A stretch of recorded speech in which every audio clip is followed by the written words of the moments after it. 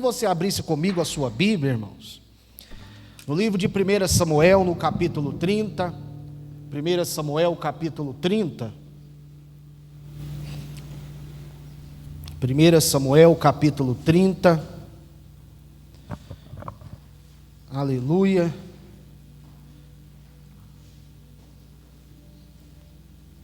Glória a Deus. 1 Samuel, quem encontrou, diga amém. Quem não encontrou, diga, pode esperar só um pouquinho, pastor, que eu já estou próximo. Aleluia. Diz assim, do versículo 1 até o 10. Ia falando que estava ali, mas não está não. 1 Samuel, capítulo 30, versículo 1, vamos ler juntos? E sucedeu, pois, que chegando Davi e os seus homens ao terceiro dia a Ziclag, já os amalequitas tinham invadido o sul de Ziclag e tinham ferido e tinham a queimado a fogo. Verso 2. E tinham levado cativas as mulheres e todos os que estavam nela, tanto pequenos como grandes. A ninguém, porém, mataram. Tão somente os levaram consigo e foram pelo seu caminho.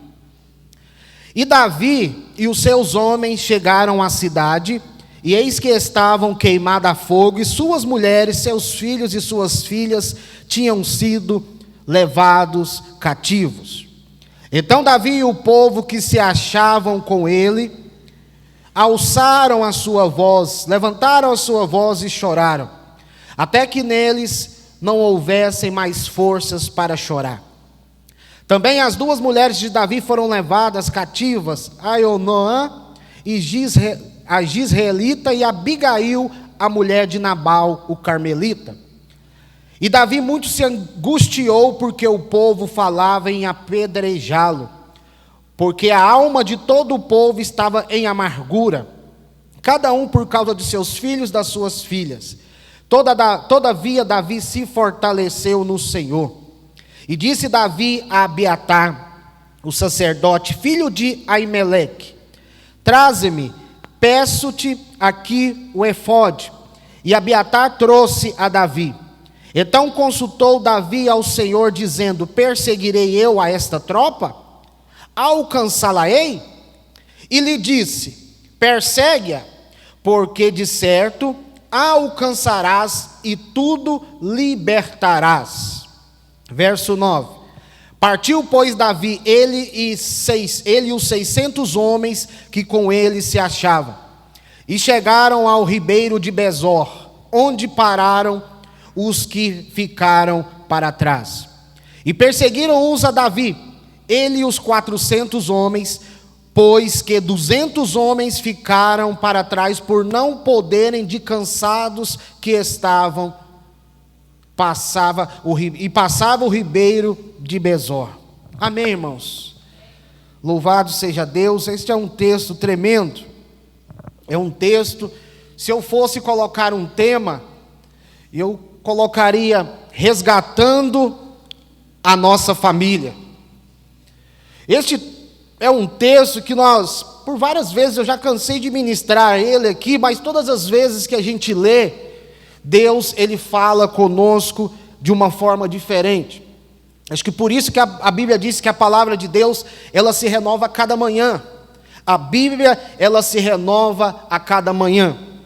Você lê algo hoje, você vai ter uma revelação sobre aquilo que você leu. Amanhã, quando você ler novamente, você vai ter outra revelação em cima daquilo que você leu. E se você fazer isso vários dias sucessivamente e anotando, você vai ver no final de semana que todos os dias Deus, Ele falou conosco de uma forma diferente. E se tem uma forma que Deus gosta de falar conosco, é através da sua palavra. Às vezes nós questionamos muito a Deus: Senhor, por que o Senhor não fala comigo? Senhor, eu quero ouvir a tua voz. Senhor, eu preciso de uma palavra de ânimo, eu preciso de uma palavra de vida, eu preciso de uma palavra de esperança. Senhor, fala comigo. Só que às vezes a nossa Bíblia, ela está fechada, irmãos. Deus, Ele fala conosco de várias formas, através de sonhos, de visões, de revelação, através da tua palavra, que é a Bíblia Sagrada, mas Deus, Ele quer falar conosco todos os dias. E quando eu olho aqui para este texto é tremendo. E a primeira pergunta, Sérgio Lucas, que vem na minha mente é: qual é o preço que eu estou disposto a pagar pela minha família? Você já parou para pensar qual é o preço que você tem coragem de pagar pela sua casa? Que você tem coragem de pagar pela sua esposa, pelo seu esposo, pelos seus filhos? Qual é o preço? A Bíblia aqui, o texto que nós acabamos de ler, diz que Davi, ele pagou um preço enorme, irmãos, um preço grande. Interessante que Davi, ele era um guerreiro que era acostumado a vencer. Davi, ele não conhecia muito o que era perder, irmãos. Eu costumo brincar que a única vez que Davi perdeu foi o dia que ele ficou em casa, Valdivino. O único dia que Davi perdeu uma guerra foi o dia que ele não quis ir para a guerra, que ele quis ficar em casa e quis ficar de boa descansando, irmãos. Foi a única batalha que Davi perdeu. O mais interessante é que ele não perdeu para os inimigos, ele perdeu para ele mesmo. Ele perdeu para a vontade dele, ele perdeu para aquilo que estava no coração dele. E então a Bíblia diz que Davi, ele vai para mais uma batalha. Davi, ele reúne os seus homens, e eles vão para mais uma batalha, eles vão para mais uma luta, e eles vão, guerreiam, vencem. Estavam todos voltando alegres, irmãos, todos felizes. Imagina, irmãos, a pessoa sair para uma guerra, sair para uma batalha, todos os dias, e voltava feliz. É a mesma forma que nós, irmãos, nós levantamos cedo, vamos trabalhar, e à tarde nós voltamos, irmãos. Uns alegres, né, irmãos? Outros eu não sei, mas nós voltamos alegres, gratos, porque Deus nos deu uma oportunidade de trabalhar, irmãos. Porque Deus abriu uma porta para nós trabalharmos. E interessante que a Bíblia diz aqui que ao retornar de mais uma batalha, Davi, ele foi pego de surpresa. Davi e todos aqueles homens, volta aqui um pouco atrás, quando eu estava falando que eles estavam voltando, irmãos, creio que eles estavam voltando, comentando sobre a vitória, eles estavam voltando alegres, comentando um com o outro. Aqui eu faço uma conjectura, imagino eles falando: vencemos mais um exército, agora vamos para a nossa casa, vamos celebrar com a nossa família, vamos celebrar com os nossos filhos. Só que de repente, quando eles começam a avistar a cidade deles, quando eles começam a chegar próximo da cidade deles, eles começam a ver uma fumaça subindo, irmãos. Uma fumaça subindo de longe. E aí bate o desespero no coração de Davi. Bate o desespero no coração daqueles guerreiros. E eles correm. A Bíblia diz que quando eles chegam lá em Ziclag, diz que eles avistaram que uma tragédia enorme. Estava tudo queimado, tudo destruído. Não tinha ficado nada sequer que não foi queimado e destruído. E de repente eles procuram os seus familiares, procuram os filhos, procuram a esposa e não encontram, irmãos. Imagina o desespero daqueles homens. Imagina a angústia no coração daqueles homens, chegar em casa, ver a casa destruída e não ter filhos e não ter a esposa. E então eles descobrem o quê? Que os filhos não tinham sido mortos, que as esposas não tinham sido mortas, mas que tinham sido o quê? Raptadas. Tinham sido, no nosso linguajar hoje, sequestradas. E a Bíblia diz, irmãos, que aconteceu alguns processos na vida de Davi. Aconteceu alguns processos na vida de Davi para que ele pudesse novamente resgatar a família. E nós temos um grande desafio nos dias de hoje, irmãos, que é cuidar da nossa casa. Nós temos um grande desafio nos dias de hoje, que é cuidar dos nossos filhos. O nosso maior desafio é de nós conseguirmos colocarmos toda a nossa família dentro da arca, irmãos, nós não podemos deixar nenhum da nossa casa fora da arca, fora das asas do esconderijo do Altíssimo, das asas do Senhor, do Todo-Poderoso. E a Bíblia diz, no versículo 4, o primeiro processo que eles passam, está aí no versículo 4 aí do seu texto, irmãos. Diz assim: e ergueram a voz e choraram até não ter mais forças para chorar. O primeiro processo que eles passaram foi esse. A Bíblia diz que eles choraram muito. Choraram, irmãos. Aqui o texto diz que Davi e todos aqueles homens choraram. E não foi exatamente só Davi. Aqui não diz que eles choraram um pouquinho. Aqui não diz que eles choraram, aquela lágrima para enganar. Não, a Bíblia diz que eles choraram até não ter mais forças. Eles choraram, eu estava lendo em uma outra tradução que eu tinha lá em casa hoje pela manhã, diz que eles choraram até as lágrimas acabarem, irmãos. Olha só, choraram até as lágrimas acabaram. Por que eles choraram, pastor? Volto a repetir, porque eles estavam tristes, eles estavam angustiados, eles estavam preocupados com os seus familiares, e eles choraram. E aí veio aquela pergunta do meu coração: quantas vezes eu tenho chorado pela minha casa? Quantas vezes eu tenho pagado o preço pela minha família? Quantas vezes eu tenho me prostrado, lançado lágrimas no chão em favor da minha casa, em favor dos meus filhos, da minha esposa, do meu esposo? Quantas vezes eu tenho feito isso por semana, irmãos? Não vou muito longe não, por mês é melhor, porque por semana talvez fica muito. Por mês, quantas vezes eu chorei na presença de Deus neste mês que passou pela minha casa? A Bíblia diz lá em Jó, no capítulo 1, Sérgio Lucas, no versículo 5, tem um texto que chamou muita atenção. A Bíblia diz que Jó, ele oferecia holocaustos pela vida dos seus filhos. Ele pensava: será que os meus filhos pecaram? Será que os meus filhos murmuraram contra Deus? Então eu já vou fazer um holocausto aqui em favor dos meus filhos. Eu quero ler contigo, irmãos, lá em Jó, capítulo 1, versículo 5. Olha só o que diz assim, ó: sucedia, pois, que decorrido o turno de dias, e de seus banquetes, e que de suas festas, enviava Jó, e os santificava, e se levantava de madrugada, e oferecia holocaustos, segundo o número de todos eles, porque dizia Jó: porventura pecaram meus filhos, e amaldiçoaram a Deus no seu coração.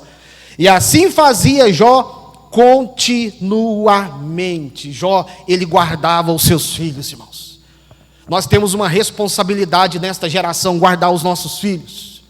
Nós temos uma responsabilidade nessa geração, guardar a nossa casa, irmãos. Porque se tem uma coisa que está acontecendo nesses últimos dias, o mal tem se levantado de uma forma muito forte, muito grande contra os nossos filhos. Porque eles sabem, o diabo sabe que os nossos filhos serão continuação da nossa história, irmãos. Os nossos filhos irão dar continuidade à nossa história, e por isso o diabo vem, arma uma cilada contra eles, crianças, para que eles, que quando cresçam, já se cresçam o quê? Perdidos. Então a Bíblia diz o que eles choraram. Deixa eu falar algo para você, irmãos. Nós podemos chorar na presença do Senhor. Você pode chorar na presença do Senhor.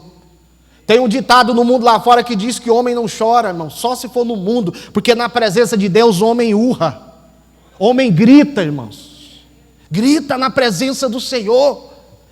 Por que eu preciso chorar na presença de Deus pela minha casa?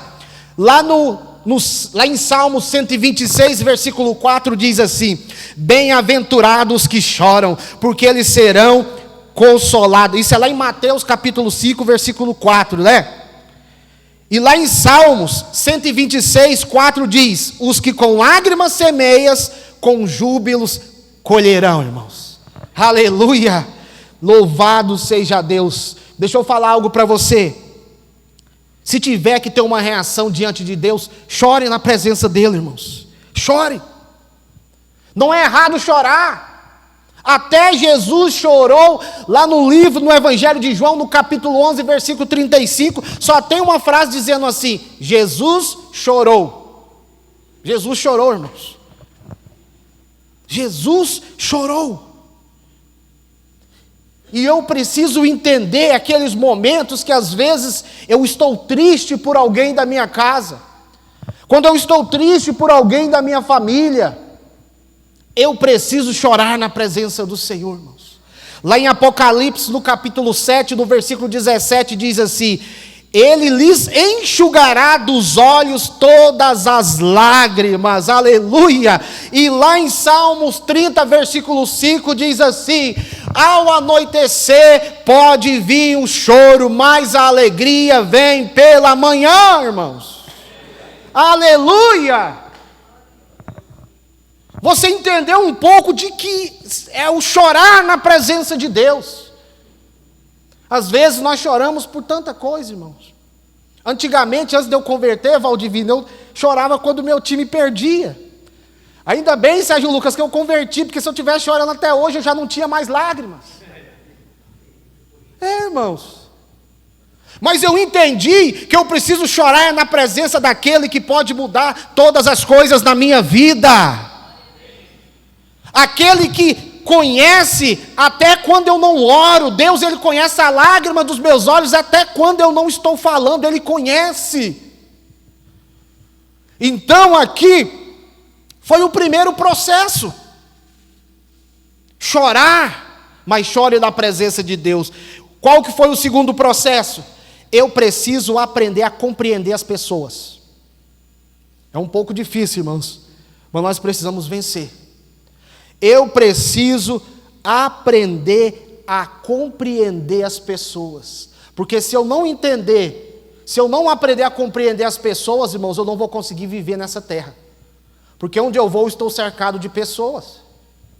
E se eu não entender elas, se eu não compreender elas, eu vou viver brigando. Eu vou viver arrumando confusão. Eu vou viver mandando o povo ir para o inferno. Aqui, graças a Deus, ninguém nunca falou isso. Vou viver.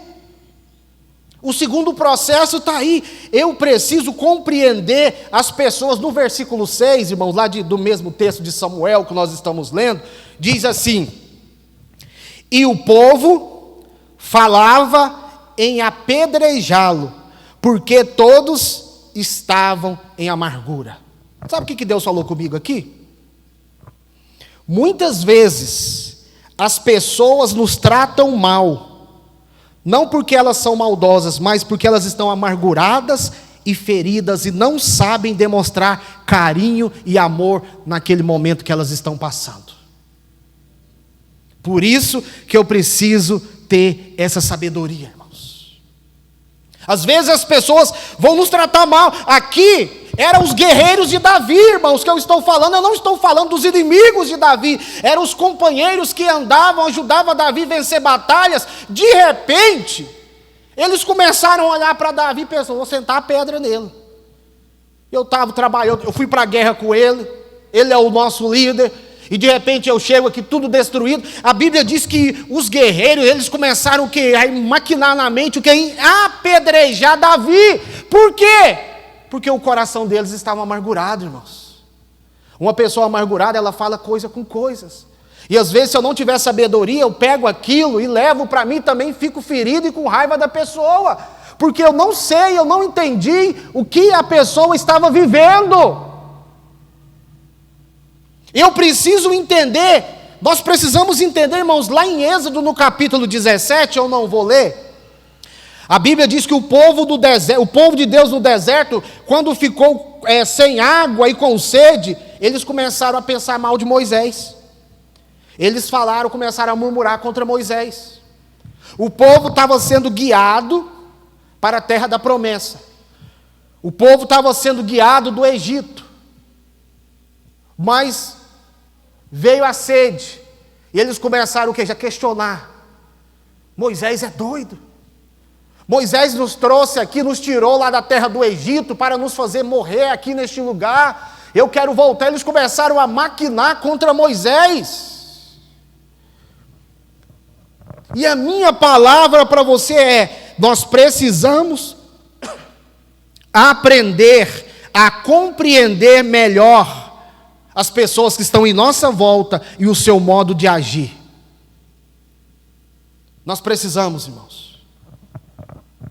Porque muitas das coisas, às vezes, não mudam, porque nós não mudamos.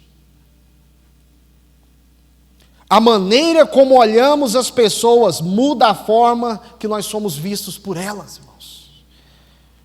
E eu continuo aqui para nós terminarmos. Outro processo que Davi passou lá no versículo 6, no final do versículo 6. Ele reanimou-se em Deus, irmãos. Não tem outro lugar melhor para você se reanimar quando você está triste do que em Deus. Talvez você vai me procurar para te ajudar, e talvez eu não vou conseguir reanimar você. Eu vou falar, vou orar, vou te ajudar, mas talvez você não vai sair daquele jeito. Mas quando eu recorro a Deus, quando eu chego diante de Deus e rasgo o meu coração diante de Deus, rasgo as minhas vestes diante de Deus, Ele traz ânimo para os nossos corações, irmãos. No versículo 6 diz assim: Davi muito se angustiou, porém Davi se reanimou no Senhor seu Deus. Aleluia, irmãos. Não adianta apenas ficar chorando e tentar compreender as pessoas. Eu preciso me voltar, como que eu posso? Me prostrar diante de Deus e pedir que o Senhor me reanime. Nós precisamos levantar e agir, irmãos.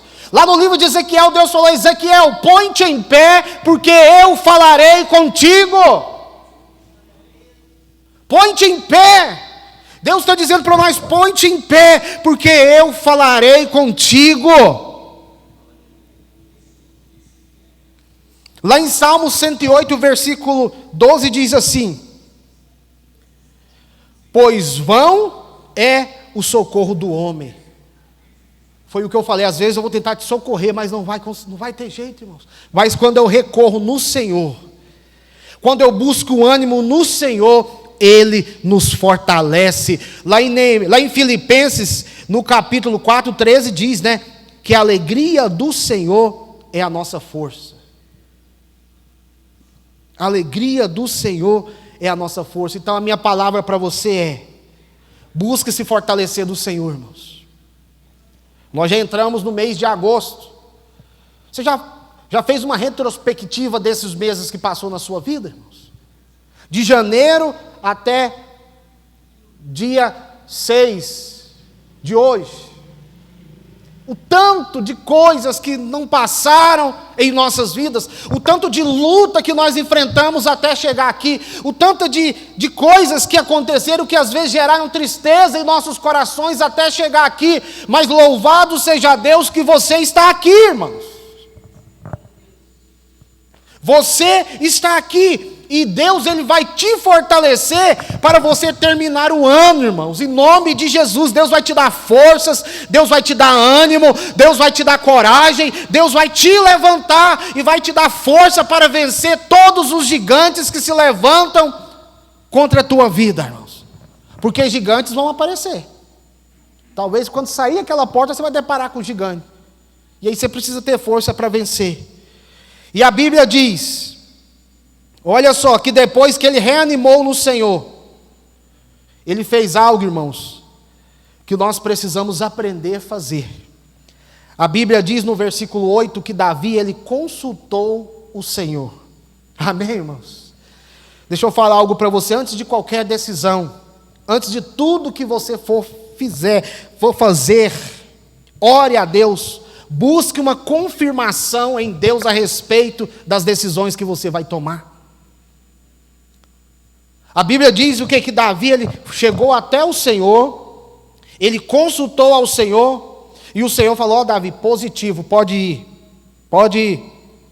Deus primeiro aprovou, e depois que Deus aprovou, Davi foi. Às vezes nós queremos ir, depois que nós já estamos lá, queremos que Deus aprove, irmão. Eu não posso ser assim. Davi sabia que se Deus falasse não, ele não iria, irmãos. Era a família dele que estava lá, mas se Deus falar, Davi, não vai nessa não, companheiro. Não vai não, como diz o nosso linguajar aqui, que é latada, vai dar errado. Davi fala, Senhor, não vou. Diferente de nós, que às vezes Deus fala não e a gente vai, irmão. E a gente volta, ó. Igual que esse cachorrinho quando foge de casa, ele volta assim pelas beiradas, irmão. Beiradinha da porta, assim, vem chegando doido. Irmãos, por quê? Porque eu fui sem consultar a Deus, sem receber uma resposta de Deus, e lá na frente deu errado, e aí eu tenho que voltar e começar de novo, algo que talvez já estava para o final. Deixa eu falar algo para você, não faça nada antes de orar. Não faça nada antes de você ter a certeza que Deus está na frente dessa situação. Nós não podemos, irmãos. Porque um dos princípios que eu aprendi com Deus se chama obediência. E hoje, o que nós vivemos hoje, o que nós contemplamos hoje, foi fruto da obediência de um homem lá em Gênesis, de um homem chamado Abraão, que obedeceu a Deus sem saber para onde ele iria, mas com quem ele estava indo. A obediência, ela nos faz a ir em lugares que às vezes, de uma outra forma, eu não conseguiria chegar. E lá em Salmos 37, verso 5, diz assim: agrada-te do Senhor, seu Deus, e Ele satisfarás os desejos do teu coração. Está fácil, né, irmãos? Não precisa de muito sacrifício, não. É só agradar a Deus. Na minha Bíblia diz, agrada-te do Senhor teu Deus, Ele satisfará os desejos do teu coração. Aqui está no plural, não está no singular. Aqui está dizendo que quando eu agrado a Deus, quando eu sou obediente a Deus, quando eu sou fiel a Deus, quando eu obedeço a Deus, quando eu faço aquilo que Deus me pediu para mim fazer, Ele vai o quê? Satisfazer as demais coisas da minha vida. Só que o nosso desafio não é receber a promessa, o nosso desafio é obedecer a Deus para que as promessas se cumpram na nossa vida. Ainda mais nos dias de hoje não é fácil obedecer a Deus, irmãos. Nos dias de hoje, uma das coisas mais... Eu vi um vídeo engraçado, um repórter entrevistando um carroceiro assim lá no Nordeste e parou. Qual que é a coisa mais difícil que você fez na sua vida? Ir para a igreja, virar crente, é difícil demais. Ele fala, é difícil, mas é tanta luta, é tanta prova, tem que obedecer a Deus, não pode isso, não pode aquilo. É assim, irmão. Você vê ele falando, você morre de rir, Sérgio Lucas, é difícil demais. Mas vale a pena no final. Ele fala, tem luta, tem prova, é difícil, que você tem que obedecer, tem que renunciar, tem que parar de fazer isso, tem que parar de fazer aquilo, mas vale a pena no final. Irmãos, então eu preciso entender. E por último, a Bíblia diz que ele lutou com poder. Lá no versículo 10 diz que 200 homens ficaram para trás por não poderem de cansado. Outra lição que eu preciso entender aqui. Aqui diz que alguns companheiros de luta de Davi não aguentaram a caminhada, de tão difícil que estava. E Davi reconheceu o esforço deles, irmãos. Davi falou, vocês estão cansados, então pare aqui, porque se vocês chegarem lá cansados, eles vão te matar, então desista, para no meio do caminho. E o que Deus falou comigo? Cada pessoa ela tem um ritmo, irmãos. Cada pessoa tem um limite diferente, cada pessoa tem uma força diferente, e aí cabe a mim a respeitar os limites das pessoas. Eu preciso o quê? Respeitar, irmãos, os limites. Nem todo mundo vai caminhar com o meu caminho, nem todo mundo vai correr com o meu caminho, mas não é porque ele corre menos que eu vou deixar ele para trás, eu não posso. Lá em Isaías capítulo 40, no versículo 29, diz assim, diz o quê? Que o Senhor Ele renove as nossas forças, que Ele dá força ao cansado, Ele multiplica as forças daquele que não tem nenhum vigor, irmãos. Está cansado? Deus vai te renovar. Deus vai te renovar. E nós vamos orar. Nós vamos orar. Até Jesus, irmãos, em situações difíceis, de crise, ele parava, ele se retirava do meio da multidão para renovar as suas forças e continuar. Igual esses dias eu postei uma frase na internet, eu falei, se descansar não é pecado. Não é pecado, tem muita gente que colocou no coração que se descansar é pecado. Não, irmãos. Está igual a história, diz que, irmão Sebastião, diz que o pastor anunciou no culto da igreja, falou, irmãos, segunda-feira estou saindo de férias. E a irmã levantou, pastor, o diabo não tira férias não. E ele falou, por isso que a vida dele é um inferno, irmão, ele não descansa.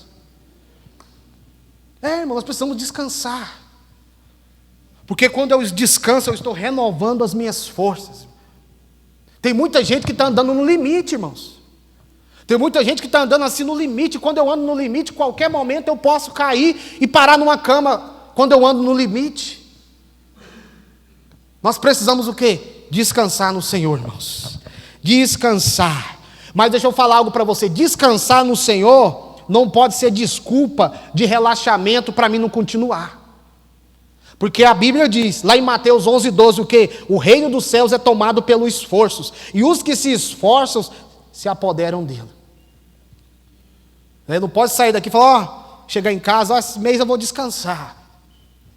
Vou ficar só descansando até Jesus voltar. E não, irmão. Nós precisamos aprender.